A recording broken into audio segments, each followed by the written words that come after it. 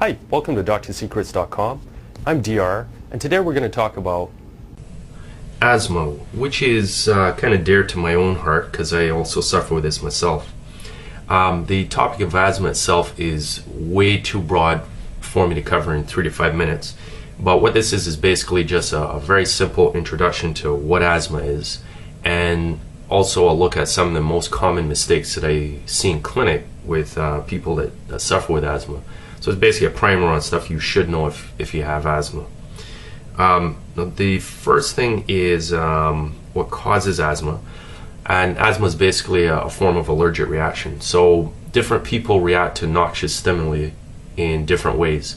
So a couple different people being exposed to, say, pollen or hay in a barn, one of them may get itchy eyes, one of them may get a runny nose or sneezing, another of them may develop eczema or a dermatitis outbreak on their skin, and then some of us will suffer with asthmatic reaction. So to understand asthma, the first thing you need to know is that the lungs kind of look like a tree that you turn upside down. So your windpipe here in the center would be the trunk of the tree, and then all the foliage would be your lungs down here. Now, unlike a tree, which where the trunk and the stems and branches and so forth are one static size caliber, with your lungs there's actually some smooth muscle inside the larger conduits. So some of the branches and going down to some of the stems. So just like if I suddenly came at you with a hammer and a nail, or I poked you with a tack, the same way you would flinch, if your lungs are exposed to something they don't like, they similarly will flinch. So what happens is the muscle goes in a spasm, and that spasm causes the aperture of the airway to narrow. And that narrowing, when summated over lots of branches and stems, when air moves in and out of this tiny aperture, that's what causes that sound that we hear as a wheeze. It's basically the summation of lots of little reductions in airflow across the pulmonary system, the lung system. So it's a reversible contraction of these little airways in the lung in response to some form of insult. So one of the first take-home messages I would suggest is that if you suffer with asthma, I think all asthmatics is beneficial to get allergy testing, because there's some allergens that you can run away from. You can avoid them, and if you can avoid your allergens, you may be able to reduce the frequency or severity of attacks that you get. For asthma to occur, it's basically just like how a werewolf is normal most of the time until it gets exposed to a full moon. It's the same thing with your lungs. If you can avoid the triggers, you may be able to avoid having an asthmatic attack. So I think allergy testing is useful. There are some cases where you can run but you can't hide. There's some allergens that you just can't get away from. But there are also many that if you found out what they were, you may be able to reduce your exposure to them. So that's take-home message number one. Number two is the treatment for asthma. There's in a very basic nutshell, the baseline therapy for asthma is introducing medicines to the airway. Well, actually, the airway, this is would be upside down, so your lungs actually look more like this. And there's the trachea going on here. There's your two big bronchi, and then it divides into many branches and stems. So the mainstay of treatment is introducing medicines into those airways that are going into spasm, typically by using an aerosol device. So the aerosol could either be gas propelled, which would be like this one here. This isn't really a great drawing of it, but if you have asthma, you know what I'm talking about. So some of them are gas propelled to push the medicine out and allow you to inhale it. Others of them are in like little canisters with just a dry powder, and they utilize the the negative pressure of you breathing in to suck the medicine from the container into your lungs. And there's basically two broad classes of puffer that we use. One is called bronchodilators, and that's just as it sounds like, it dilates the bronchi, so it forces that muscle to let go and relax. And the other mainstay is inhaled corticosteroids.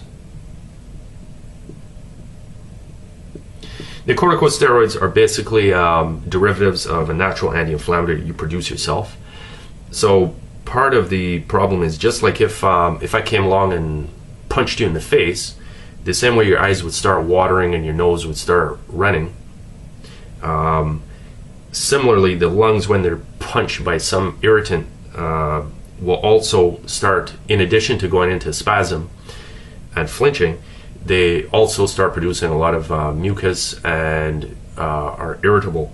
So that's where the corticosteroid comes in. It cancels that effect, the effect that makes you kind of drippy and wet and mucousy and causes you to cough up on those mucus plugs.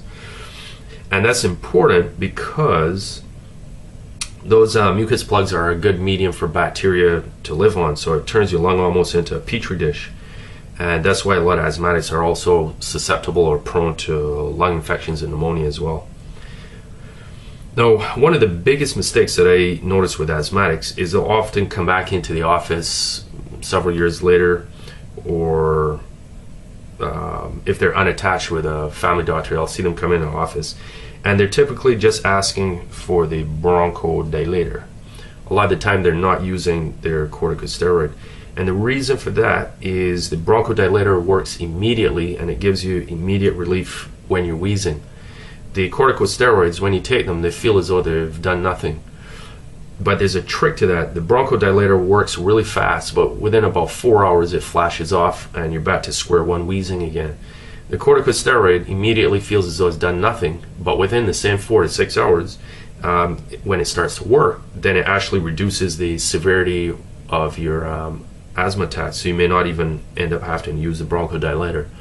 And sparing the bronchodilator is important, because if you keep using the bronchodilator over and over and over, your lungs actually get tolerant to it and it stops working that well. So one of the biggest mistakes is people not using their corticosteroid inhaler.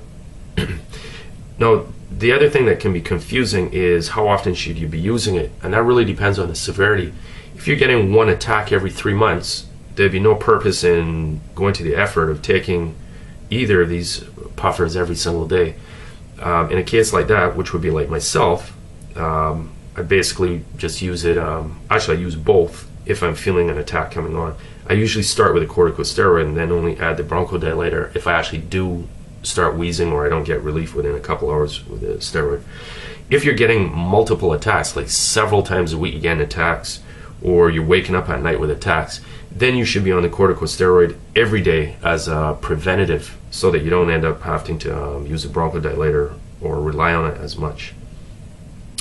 There was one other thing I wanted to talk about. The other thing is some people that had asthma as kids, as they get older, they what we call outgrow it. In other words, it doesn't seem to bother them anymore, or very infrequently.